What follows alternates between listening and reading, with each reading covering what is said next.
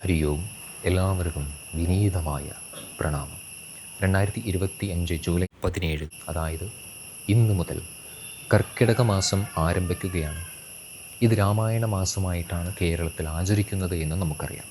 പക്ഷേ വളരെ പ്രധാനപ്പെട്ടൊരു കാര്യം, ഇതുവരെ നമ്മൾ ഇതിനെക്കുറിച്ച് ആഴത്തിൽ ചിന്തിച്ചിട്ടില്ലെങ്കിൽ ഈ നിമിഷമെങ്കിലും ചിന്തിക്കണം.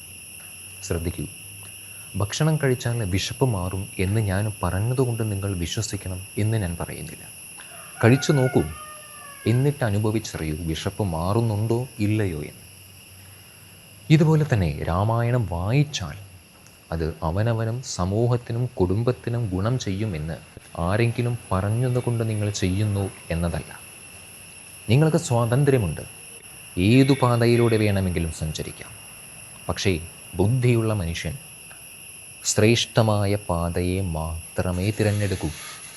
അതുകൊണ്ട് തന്നെ ഇപ്പോൾ നമ്മൾ ഇവിടെ രാമായണം വായിക്കുവാൻ സ്വന്തം ഇച്ഛപ്രകാരം, സ്വന്തം സ്വതന്ത്ര ഇച്ഛപ്രകാരം, ഒരു മനുഷ്യന് ലഭിച്ച സ്വതന്ത്രമായ കഴിവിലൂടെ, തിരഞ്ഞെടുക്കുവാനുള്ള സ്വാതന്ത്ര്യത്തിലൂടെ ഈ ഒരു മാസം നമ്മൾ രാമായണത്തിലേക്ക് നമ്മുടെ മനസ്സിനെ കൊണ്ടുപോവുകയാണ്. എന്തിനു വേണ്ടിയിട്ടാണ്? ചില ഗുണങ്ങളുണ്ട്.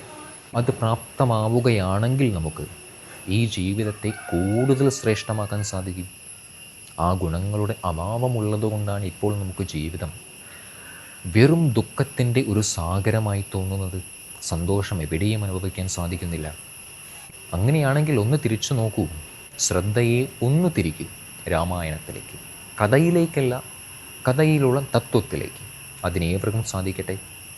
നമ്മളിപ്പോൾ ഭാഗവതം, ഭഗവത്ഗീതയുമാണ് തുടർന്നു കൊണ്ടുവരുന്നത്.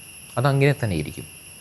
എങ്കിലും രാമായണത്തെക്കുറിച്ച് എന്തെങ്കിലും അറിയണമെന്നുണ്ടെങ്കിലോ എന്തെങ്കിലും സംശയങ്ങളുണ്ടെങ്കിലോ നിങ്ങൾ ചോദിക്കാൻ ഒട്ടും മടിക്കരുത്. ഏവർക്കും ശ്രീരാമചന്ദ്രൻ്റെയും ഗുരുപരമ്പരകളുടെയും അനുഗ്രഹം സദാ പ്രാപ്തമാകട്ടെ. ഹരി ഓം. പ്രണാമം.